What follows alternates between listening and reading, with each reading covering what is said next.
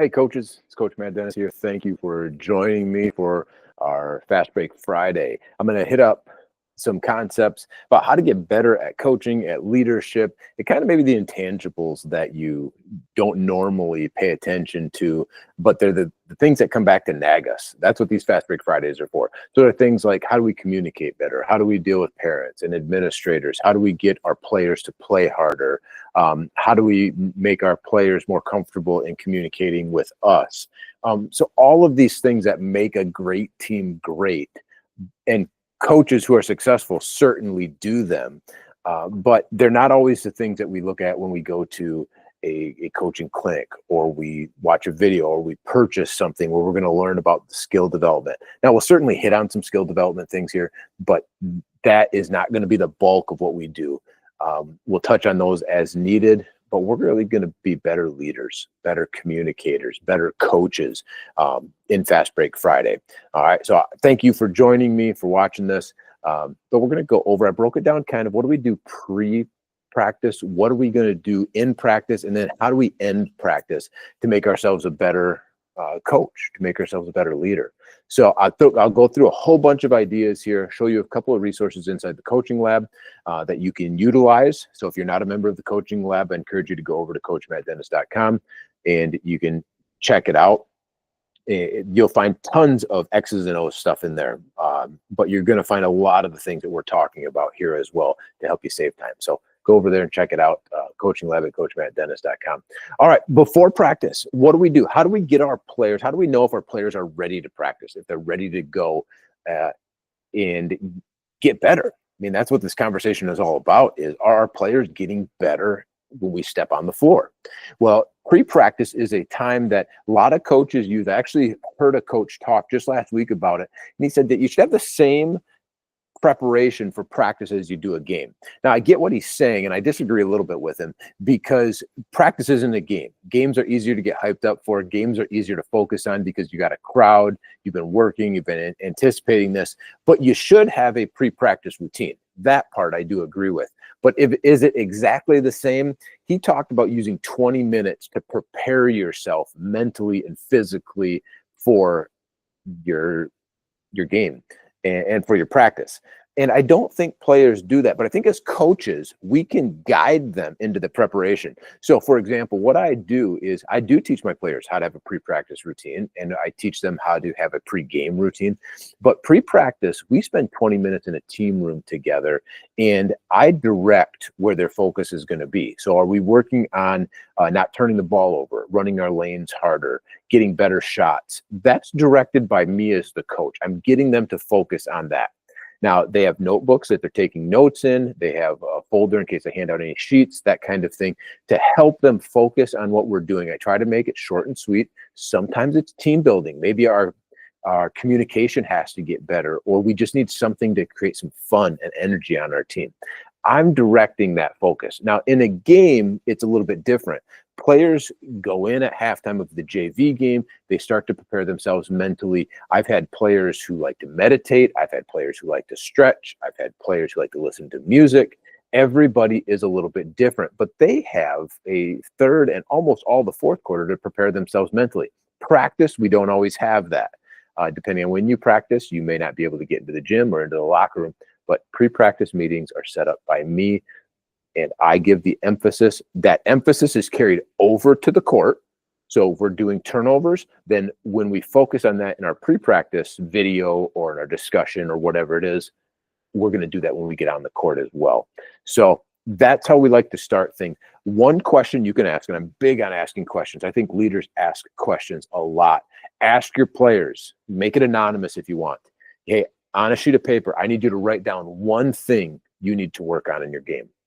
So that one thing, now I've got a list of them. Now I can kind of look at that as I collect all of them, and I look at them and I see what the players are doing in practice. And I can ask them, hey, have you got better with your left-handed dribble? Hey, have you shot that three-point corner shot? That sort of thing. But they picked what they wanted to get better at. So I'm directing where the team needs to improve. They're selecting an area that they can improve. Doesn't always have to be the same thing as what I'm talking about. So that's one way that we can see where their focus is at. And if they have a focus, are they using it in practice? And if they're using it, are they seeing results?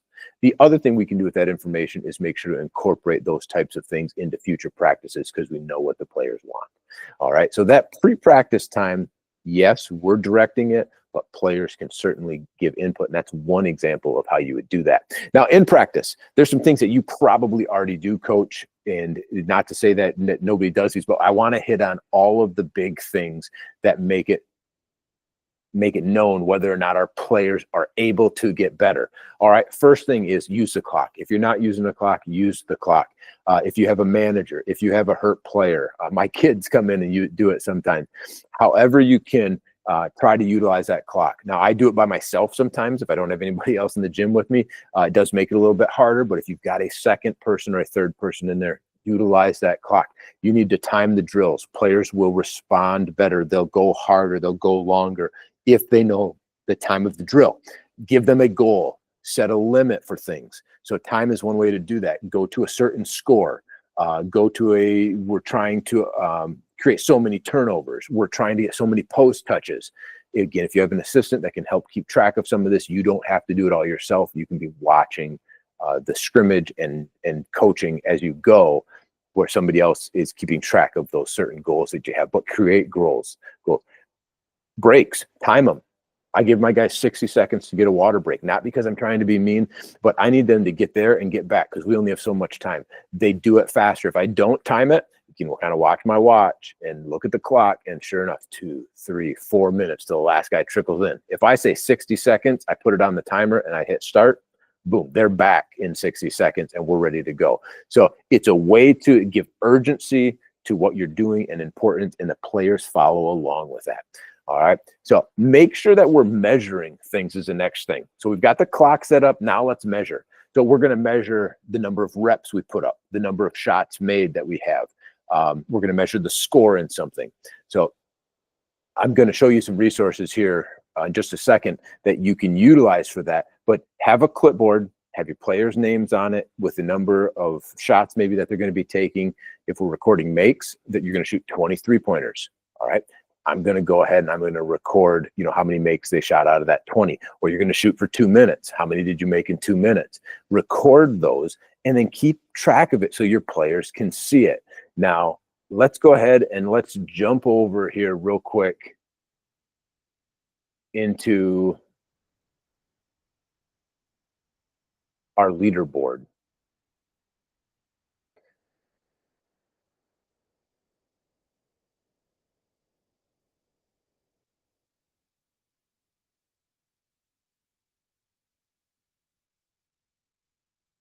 I want to show you an example of this. So I'm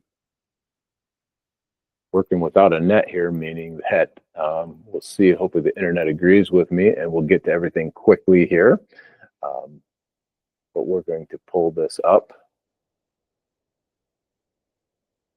All right, now I'll share this screen with you. And if you're hearing this and you're not able to see it, I'm going to walk you through exactly what you're looking at here. So shouldn't be a problem.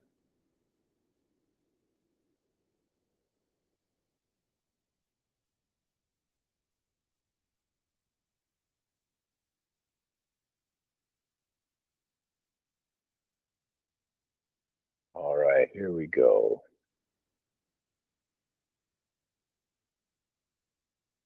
We're going to jump in the coaching lab.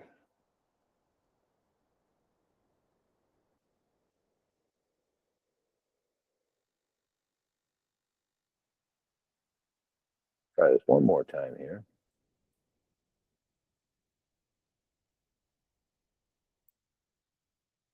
There we go. This will work a little bit better.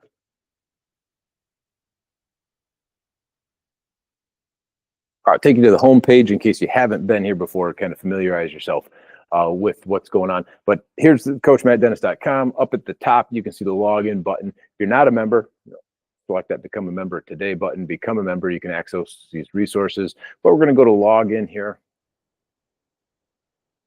And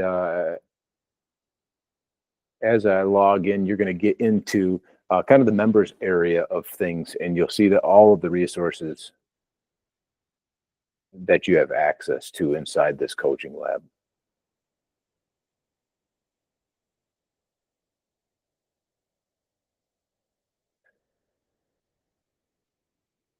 All right. So we scroll down here into what we call the library, and you see coaches tools. I'm going to click on coaches tools, and quite a few things are going to pop up because we've got everything in here from rosters to practice plans to scouting reports. There's lots of stuff in here. But if I scroll down to practice plans, where I want to be, there we go. We see where it says CMD on the side. Those are all resources that I have created or I use in my own program that I made available to you. The stuff without CMD are resources from other coaches to give you an idea of some things that you could do. I mean, we borrow and steal from people all the time in the coaching world. So we got some other ideas that maybe don't work for me, but they might work great for you. So first thing I want to show you is kind of the pre-practice, the practice shot tracker. Now, the shot tracker is what I would print off, and this is what I would either use on my clipboard or I would have a coach of mine keep on their clipboard. And we're just going to record the number of players that we have. Now, it's got the drill / number up top here. I don't do the same drills every single day, but there are some big ones that we want to do. So maybe we're shooting free throws. So we write free throws down at the top or 3-pointers or whatever we're working on that day. And we're going to keep track of the makes. If it is a certain player, then yep, we're going to record the player's make. So they shoot 20 free throws, they come and report it to a coach, they write it down. This helps us keep track of everything. And then we're going to go and we're going to take this usually after practice, sometimes the next day, you know, when I'm at school, I'll have a few minutes and I'll be able to do this. But we've got 2 different leaderboards here that we can use to help keep track and measure the things that we're doing in practice. Now, they don't all have to be shooting, although shooting is probably the easiest one to do. But we use a conditioning drill, a dribbling drill, where they have to dribble the full length of the court, and we put a time of a minute on the clock. They dribble with their strong hand or the weak hand, sometimes 2 balls, and they're going to make as many down and backs as possible in a minute. And this is a way for us to track their conditioning a little bit. So if they make 8 down and back, say the first time they do it, and then we do it again the next week and they make 8.5, and the next week they make 9. We show that we are getting consistently better. You also know if you came back from an injury and you had to do this, you might have been at 8.5 prior to the injury. After the injury, you're only at 7. So our conditioning isn't where it needs to be. Now, that's just one example of something that we do, but we could track that as well.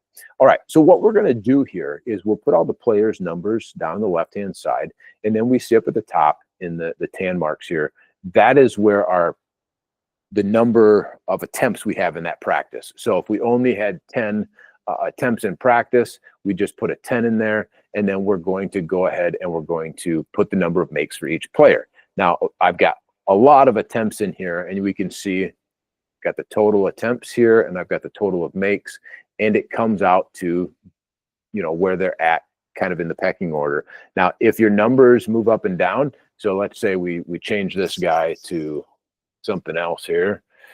And let's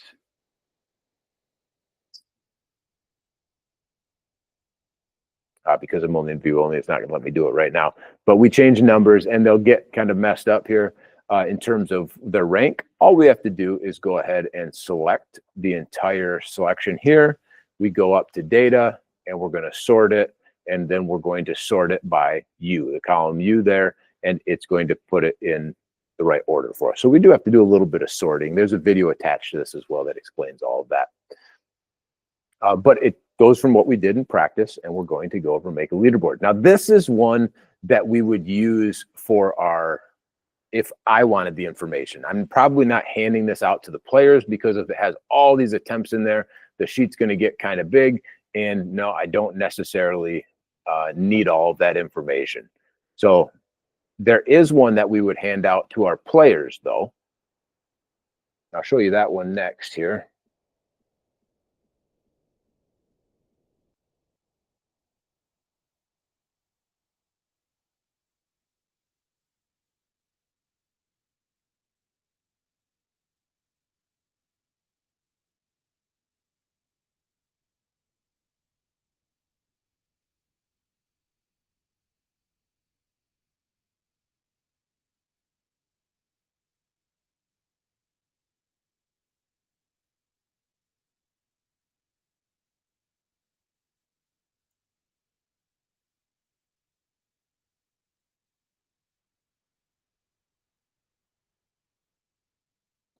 closed out of my screen, so I'm going to open that back up real quick.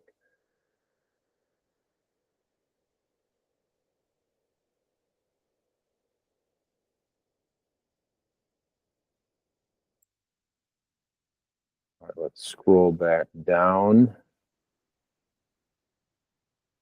to our practice plans. All right, so we've got this advanced leaderboard here, and it's the same kind of idea, but I'm going to show you how this is just a little bit different. We're going to track information here, and this is one I do use to hand out to my players. So we have lots of different options in terms of the different types of shots that we want to record. So again, 3-point shooting, we've got the number of attempts that they have, and then I have the number of makes that they made. All right, instead of having players 1, 2, 3, 4 on here, I'd put the players' names in there, set that up at the beginning of the year, be all ready to go. But when I click down here, I've got a temps chart and I've got the leaderboard. I'm going to click on leaderboard, and you're going to see that they've got the mic and the free throws, everything I had on the other page, but it's in a much more organized fashion. So they can see the number of temps they've had, they can see the total of makes that they've had, and then we organize them. Again, we do have to go in when we change information. So if you put in maybe a certain number for that day's practice, this is our 3-2-1 shooting drill. If these numbers got out of order or I want to rearrange them, I go in, I go to data, I'm going to go sort range. I do it by the advanced. I am actually looking at column D here, so I'm going to go column D, and I'm going to go ahead and sort that. And that's the way I had it sorted, so that one didn't work. Let's try one more time. Sort that Z to A, column D. You see, it just changed it. So now the people who have made the most are up at the top, and the people who made the least are down here. So it's not hard to sort. You just have to know, all right, hey, we did these 3 shooting drills. I put numbers into my attempts chart in those 3.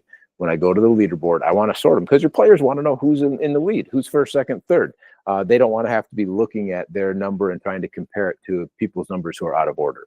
So, Coach, these 2 are great tools. One, you could use if just you want the information, you don't want to share it with your players. I like to share it with the players. So I use this advanced one where I can actually click on the leaderboard and I can get it. So that is something that you could use as well. Stop sharing this here real quick.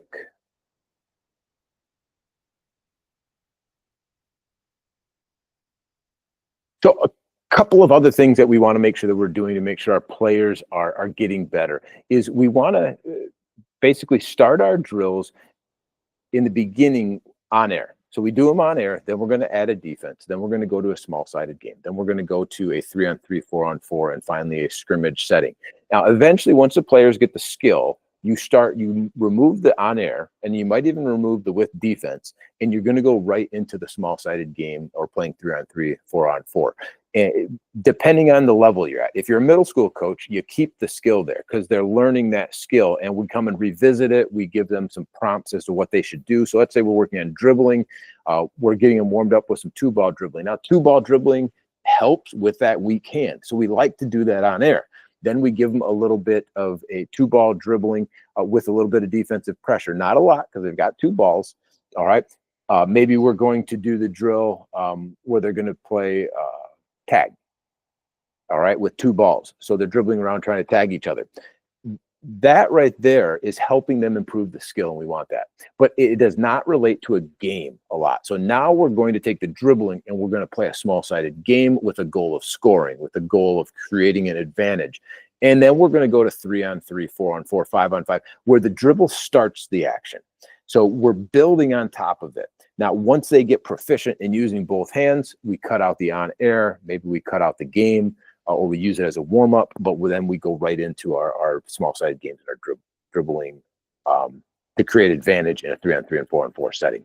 So make sure we're scaffolding things so that our players can improve, okay? Then put time constraints on them. Okay, you have to get 3 buckets within 2 minutes in this drill. Okay, that makes them have to accomplish a goal in a certain period of time. When you're in a game, they don't have 10 minutes to accomplish something. They have a short period of time. If you have a shot clock, we need to get a good shot, no turnovers. We're going to start it off the dribble in 30 seconds. So we're using that shot clock as a tool for our players to have urgency and use their skill to build something. So find ways that work within your offense, find ways within the plays that you run, within the scheme that you use to do that. That's one way we can start to build skill, make sure that our players are actually getting better. Then we also have the opportunity to have our players just compete against themselves. Hey, if in this last drill, you guys did that within 30 seconds, or your team beat these guys in 2 minutes, can you do it in a minute and a half? Make them have to push themselves. It's not so much that they have to have a consequence if they don't do it, but it is that they need to be able to push themselves and find some intrinsic value and intrinsic motivation to getting something done. When coaches often ask, how do I get my players to play hard? You build it within them. Okay, some players have it built in them, some players don't. So you need to build that within every player. A player who has it is going to be motivated and push themselves harder. A player who doesn't have it is going to see that the rest of the team is doing something. Either I'm going to get on board or I'm going to get left out. Okay, the yelling at somebody, the making them get on the line and run, you can have a little bit of a fear factor and a shock value with that, but that works once or twice a season maybe. You're not going to be able to do that, you know, every day and sustain it. You're going to create disdain. You're going to create players who don't want to be there, who don't like you, who don't want to be in the program. I mean, there's more negative than going to happen than positive. Let's create positive by saying, here's the challenge in front of you. Can you do it? Now, what if you've never done the drill before? The first time you do it, you see what the numbers are. We do some shooting drills, team shooting drills. The first time we do it, we get a score 40. Guess what? Next time, 41. Next time, 42, or I jump it up. I think we can do it 45. We didn't go very hard that time. Now we are making them have to step up to the challenge in front of us. Okay, we do the same things when we're scrimmaging. Score, stop, score. You're 5 guys in here. You need to score on this team. You need to get a stop, and then you need to score again. If you do that, then we get 30 more seconds for a water break, or we have 1 less sprint at the end of practice. The opposite of that is true too. You need to get a stop, a score, and a stop. There's a accomplish 3 things. You've got to stay focused for 3 reps because we're doing defense, offense, defense, and we need to make sure that we're focused multiple times, trips down the floor. If we miss an opportunity to score, get a stop. So we've got our stop, go down and score next time, and then get another stop. Okay, so we have to create games and challenges for them to meet within practice. That's how you get them to play harder, and that's how you get them to improve. All right, let's go to feedback as the last thing that we're going to do here. Feedback, if you've done the pre-practice thing, if you have explained drills correctly, and then when I say explain correctly, you have 2 minutes to explain a drill. You have 10 seconds to correct that drill if players aren't doing it right. If you can't explain a drill within 2 minutes and you can't use 10-second corrections to get them to do it the proper way, you probably didn't coach it very well. It's not usually that the kids can't understand it. It's you didn't do a good job coaching. And I'll be honest, I've had times where I did the 2 minutes to 10 seconds and I'm like, this is horrible. So all right, we're going on to the next thing, guys. We'll scratch that. I'm going to look at that again. We're going to come back to it tomorrow. Don't be afraid to do that once in a while. Okay. We need to be better communicators. The shortest amount of time it takes us to explain something, the more time we get to spend doing the drill. So 2 minutes to explain a new drill. If it's new, 10 seconds to correct. So they're not doing something right. They're cheating it a little bit. They're just taking the wrong shot, whatever. 10 seconds to correct it, you get right back into that drill. All right. So that is if we're explaining that drill. So once we've done that, now our feedback has to be immediate. We have to be immediate with the players. We have to be specific as to what we need them to fix. One of the things that frustrates players the most is when you're vague. Okay. You guys aren't trying hard enough. But what does that really mean? What is trying hard enough? You're not diving on the floor. That's something that I can see. Our comments should be actionable and understandable. You're not trying hard enough. Okay, in what area? I didn't box out long enough. I didn't sprint the floor hard enough. I didn't dive on the floor.